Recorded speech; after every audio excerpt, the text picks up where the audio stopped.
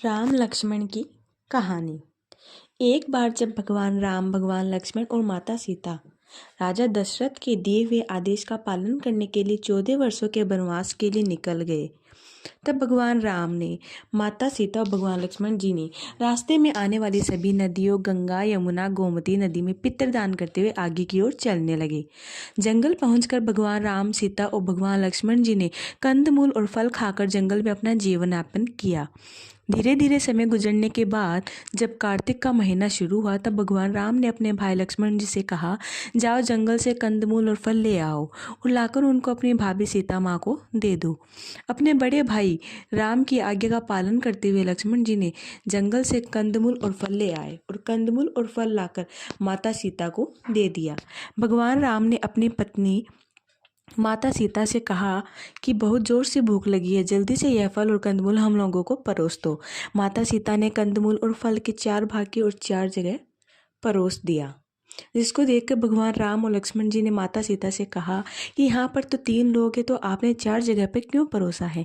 माता सीता ने बताया कि यह जो चौथा हिस्सा है वह गौ माता का है। भगवान राम और लक्ष्मण जी ने गौ माता को खिलाने के लिए चले जाते हैं। जब भगवान राम और लक्ष्मण जी गौ माता को कंदमूल और फल खिलाकर वापस आते हैं, तब भगवान राम माता सीता से कहते हैं कि सीता, तुमने भोजन करना क्यों शुरू नहीं किया। माता सीता ने बताया कि सबसे पहले मैं राम कथा सुनती हूँ, उसके बाद ही भोजन ग्रहण करती हूँ। भगवान राम और लक्ष्मण जी ने माता सीता से कहा कि आप मुझे राम कथा सुना दीजिए, लेकिन तभी माता सीता ने भगवान राम जी से कहा कि नहीं, आप मेरे पति हैं, जिसके कारण मैं आपको यह कथा नहीं सुना सकती हूँ। भगवान लक्ष्मण जी ने माता सीता से कहा कि आप मुझे सुना दीजिए, जिसके बाद माता सीता ने कहा कि भगवान लक्ष्मण जी से कहा कि आप मेरे देवर हैं, इस वजह से मैं आपको भी यह कथा नहीं सुना सकती हूँ। मैं यह कथा सिर्फ किसी औरत को ही सुना सकती हूँ। भगवान लक्ष्मण जी ने माता सीता इस जंगल में कैसे किसी औरत को खोजेगी, और फिर तभी भगवान लक्ष्मण जी ने अपनी माया से जंगल में ही एक नगर का निर्माण कर दिया। उस नगर में सभी चीज़ें सोने की थी। सभी चीज़ें सोने के होने के कारण उस नगर का नाम सोन नगरी था। नगर में रहने वाले सभी लोग बहुत अमीर थे और उनको बात का बहुत ही घमंड था। जब माता सीता इस नगर में कुएं से पानी लेने गई, तब उन्होंने कुएं से पानी लेते आई हुई महिलाओं से बात करने की कोशिश की। तब किसी भी महिला ने माता सीता से बात नहीं की, और उसके बाद एक छोटी सी बच्ची जो है वो माता सीता के पास आई। तब माता सीता ने उस बच्चे से कहा कि तुम मुझसे राम कथा सुनोगी, और तभी माता सीता ने कहा कि मेरे पति और मेरे देवर भूखे हैं, तुम मुझसे राम कथा सुन लो। लेकिन उस बच्चे ने कहा कि मेरी माँ मेरी प्रतीक्षा करी, मुझे जाना होगा। वह बच्ची वहाँ से चली गई। यह देखकर और उन महिलाओं के द्वारा किए हुए अपमान के कारण माता सीता को अत्यधिक क्रोध आ गया, जिसके कारण माता सीता ने उस स्वर्ण नगरी को वापस से एक सामान्य नगर में परिवर्तित कर दिया।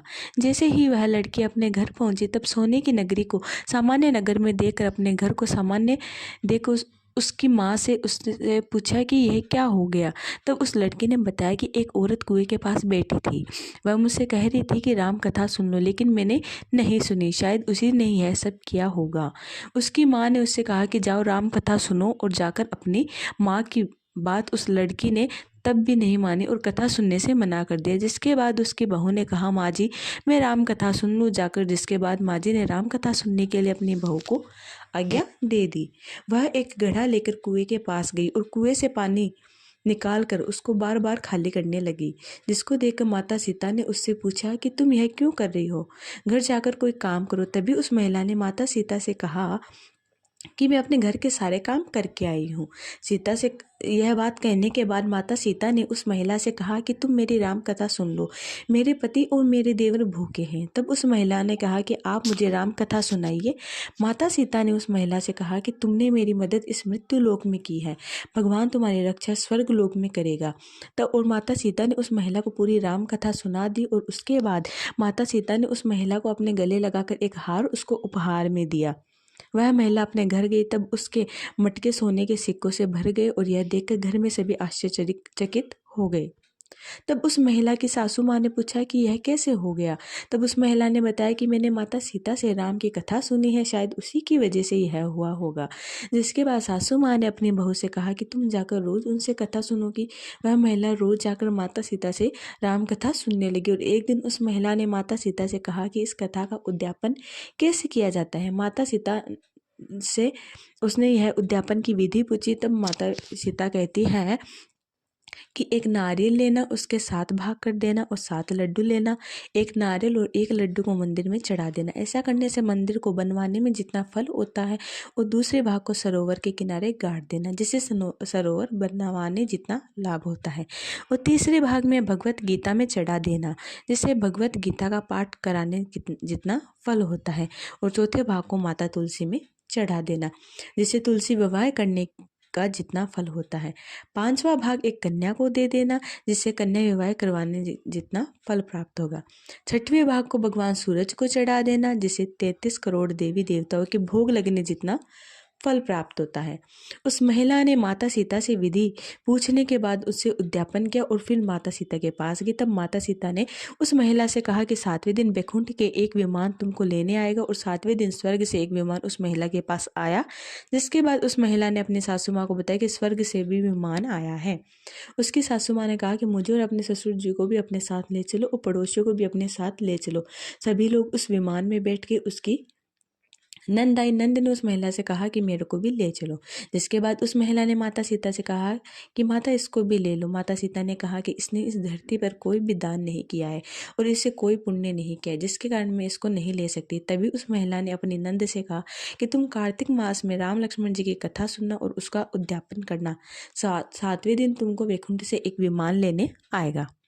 फिर सभी नगर वालों ने साथ बैठकर राम लक्ष्मण जी की कथा सुनना प्रारंभ कर दिया और थोड़े ही दिनों नगर से सोने की नगरी में, नगर जो है वो सोने की नगरी में तब्दील हो गया। और 7वें दिन स्वर्ग से निर्माण आया और सभी को स्वर्ग लोक लेकर आज, जिसके बाद सभी लोग भगवान राम और लक्ष्मण की जय जयकार करने लगे। तो दोस्तों, उम्मीद करते हैं कि आपको यह कहानी पसंद आई होगी।